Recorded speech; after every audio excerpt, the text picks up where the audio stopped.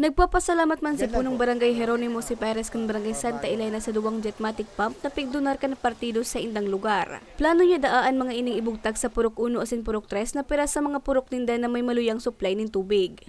Araw ka ni talagang nangangay po talaga ang barangay ko. Araw ka ni kaya. Ako lang po ang pagpasalamat sa tipong makakatabang ko ini sa samuyang kabarangay. Sigun kay Congressman Bunggalon, padago saan sa indang pag-inguhan ni Congressman Elizalde ko na matauwanan kasimbagan ang mga agyat na pagkakautubang kay Manailain na barangay sa rehiyon arug kan problema sa tubig. We know that water is a basic necessity and therefore dapat iutulos ang inutang tugunan bilang pangaipuan kang tao.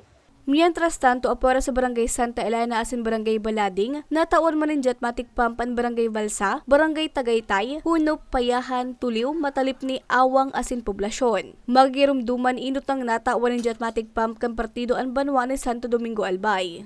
Para sa mga baratang tatak Bicol, Regine Bue.